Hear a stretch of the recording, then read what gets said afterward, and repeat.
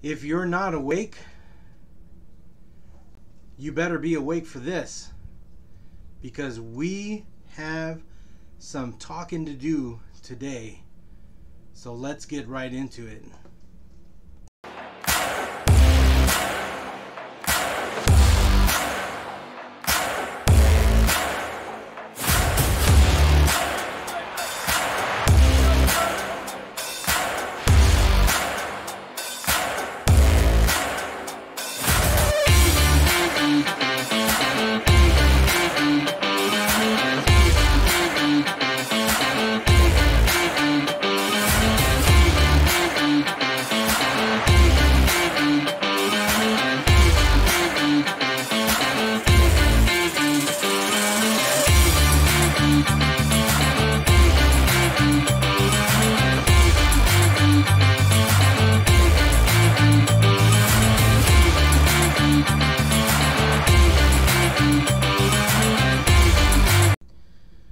On September 23rd, just the other day, Politico came out with this article titled, "One Pistol Clip Can Change the Balance of Power.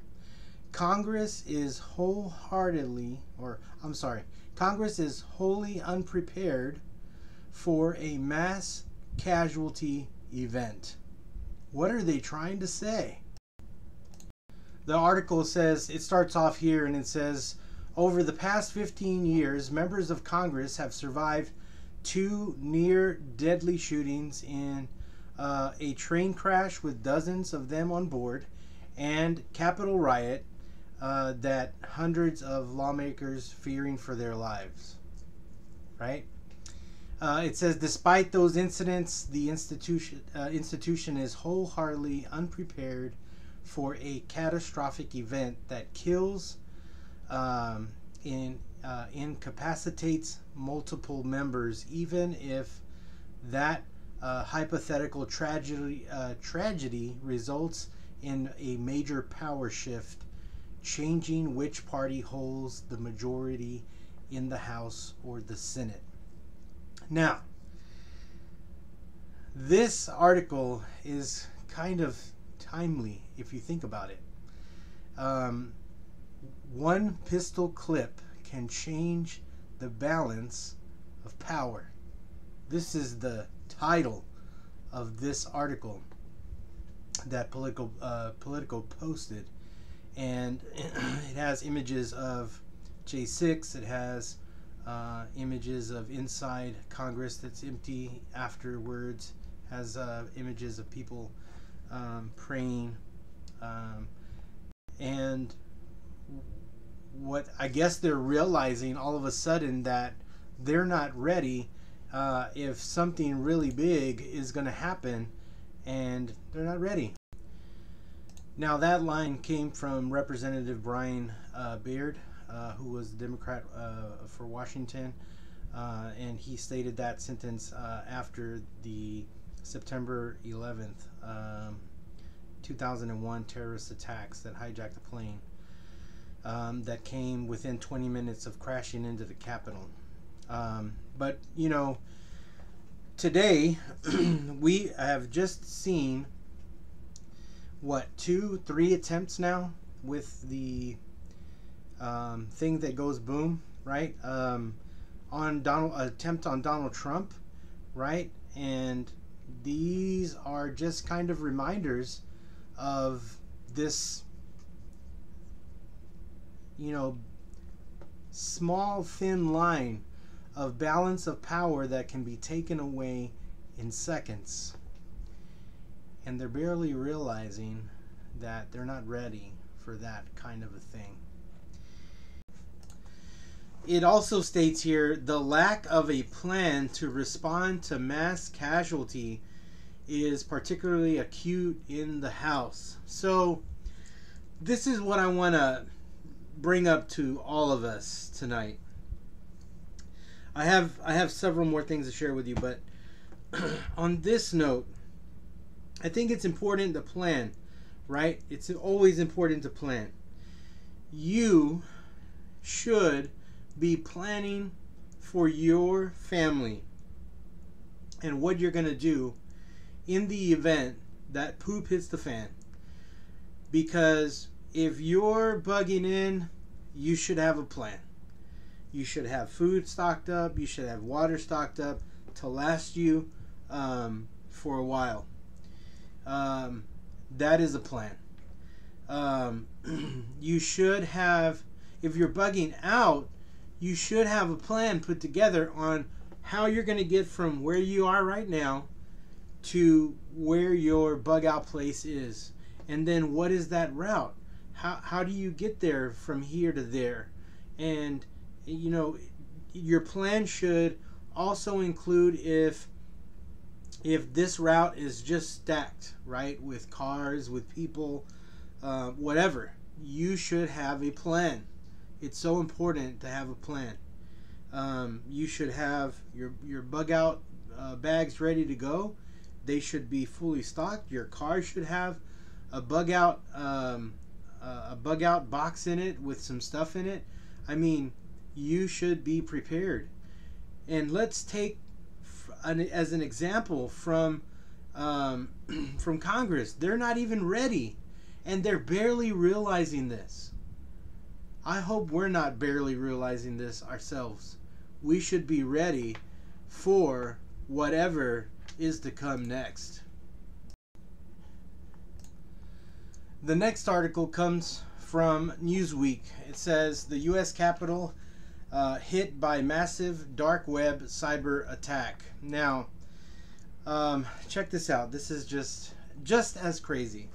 Personal information of more than 3,000 congressional staffers has been leaked across the dark web in a wide-ranging cyber attack on the Capitol, according to reports. It goes on to say here, the internet security firm Proton found over 1,800 passwords used by staffers in Congress available on the dark web. Through an investigation of exposed accounts among U.S. political staffers, according to the Washington Times. Proton, which is based in Switzerland and worked with U.S.-based firm Castilla Intelligence on the investigation, estimated that almost 1 in 5 congressional staffers had personal information available on the dark web. Proton said that the leaks came from several sources, including social media, dating apps, and adult websites. So now this is just another example that we are being tested daily, right? They are now targeting the Capitol, and they got in. The Capitol has been attacked through these malicious things, and now everything's on the dark web. So whoever had nasty stuff on their computer, you know, their stuff is out there on the dark web. Their social media information, their dating apps, their information, it's all out on the web. This goes to show you that our infrastructure is being tested daily. And so, guys, I cannot tell you how many times to be vigilant to the things that are happening, because every little piece of information sheds light on what is truly happening in our world. Congress is realizing they're not ready for mass casualty events, and so now they're going to get ready. We have to understand that they're not going to tell us we need to get ready for these things. So I'm here to tell you, this is what I found. You need to get ready, right?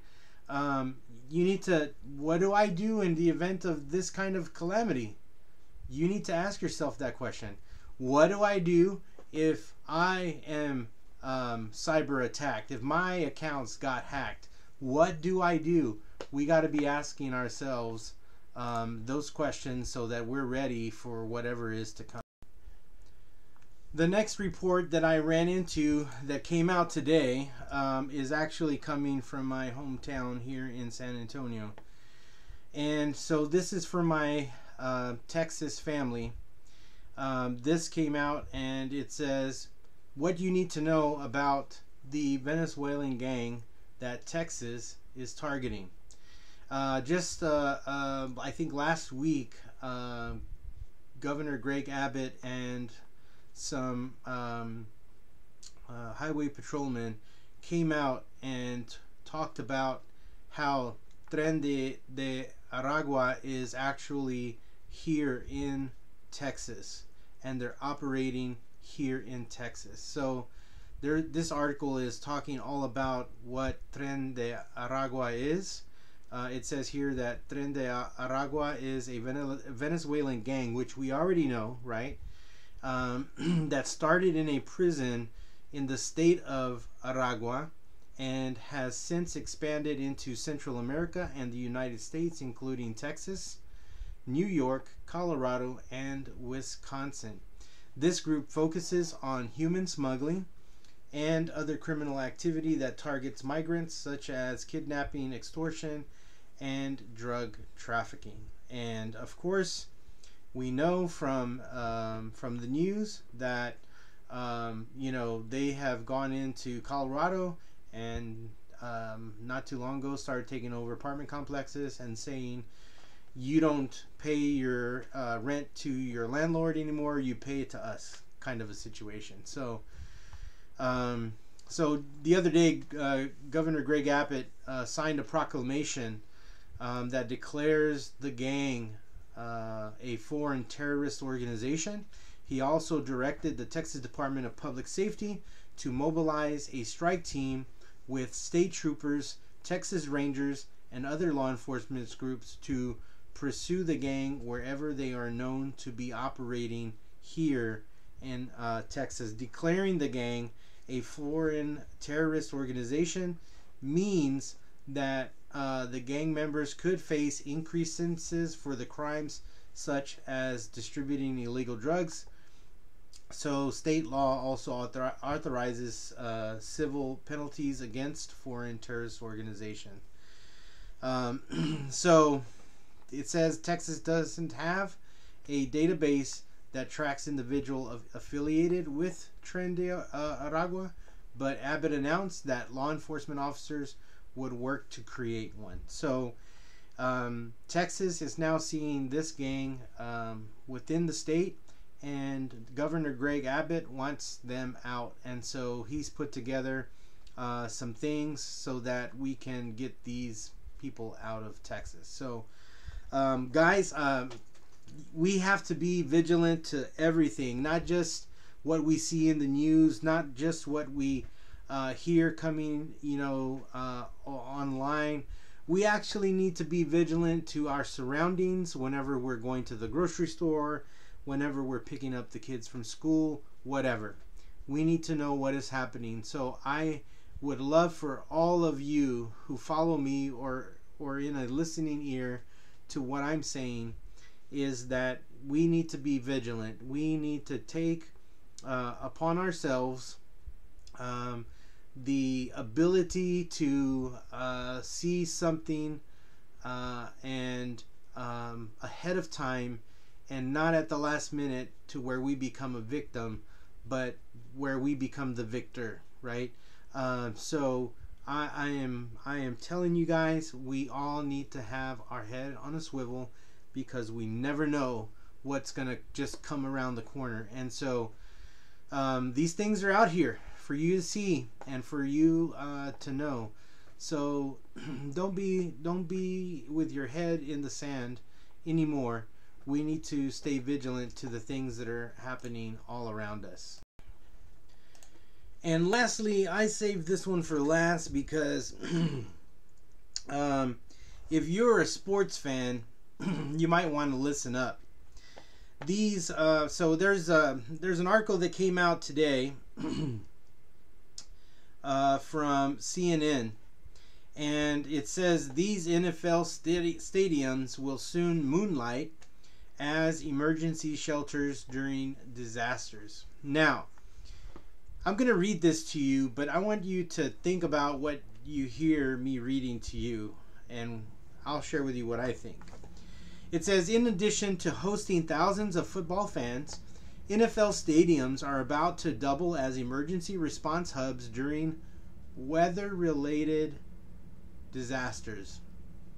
Under new partnership between the NFL and Federal Emergency Management Agency, or FEMA, 4 stadiums have been selected so far to open their doors during hurricanes, tornadoes, floods, transforming into shelters, staging areas, emergency hospitals, and distribution centers.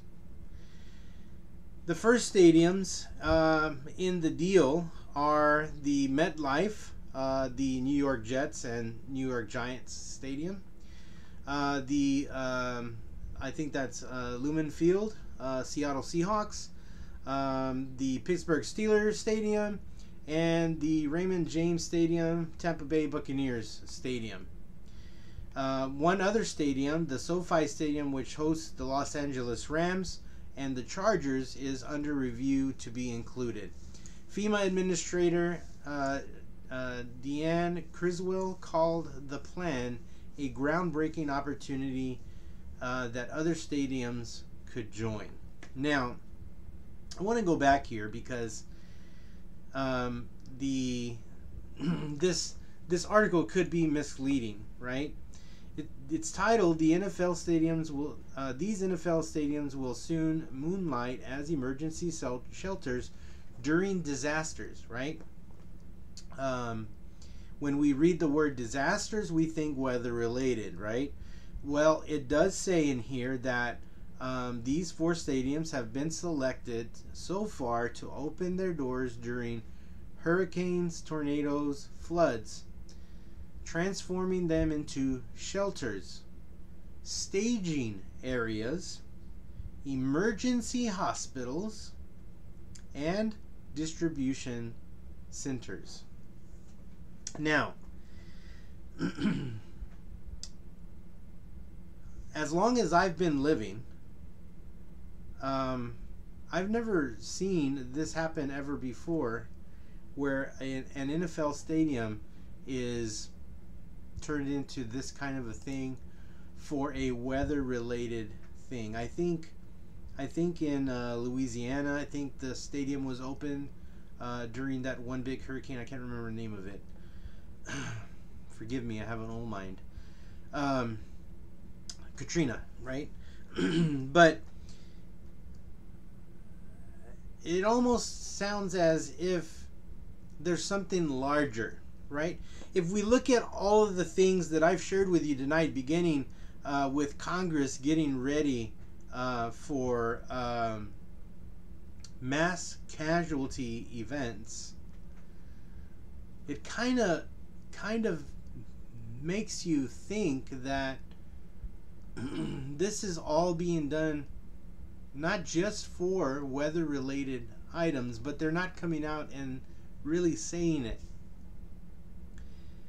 Guys, we have to be vigilant. We have to be prepared, because the election is coming.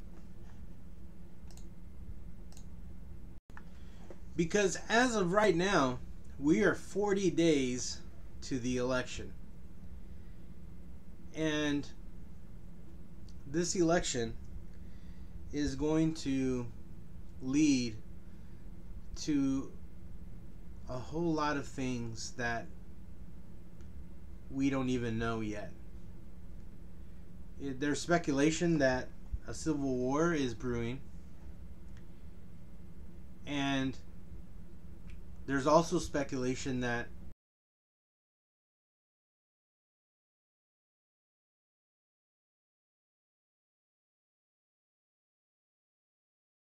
in October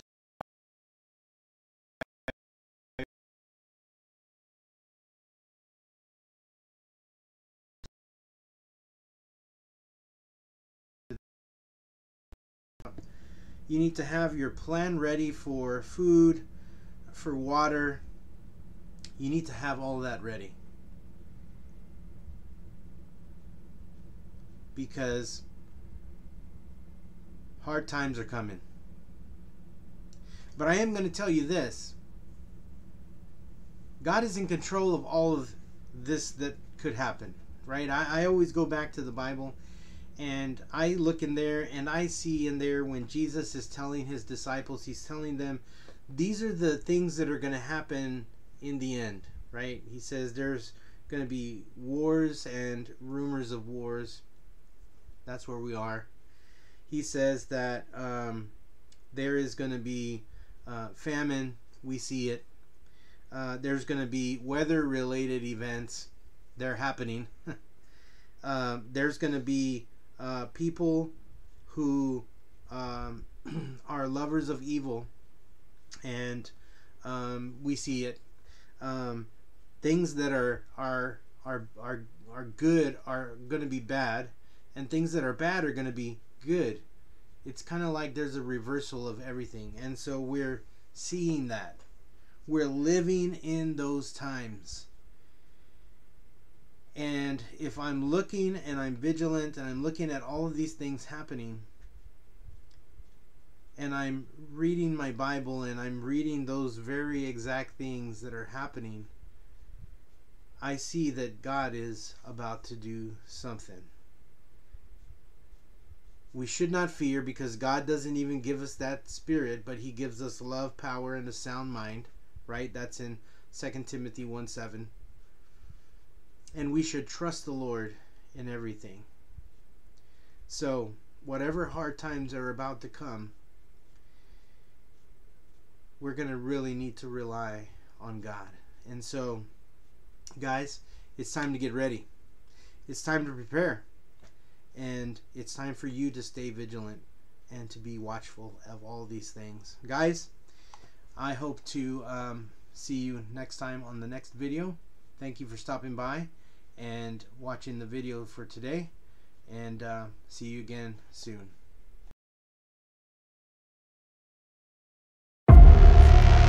Hey guys, this is Fernando, God's Prepared Warrior.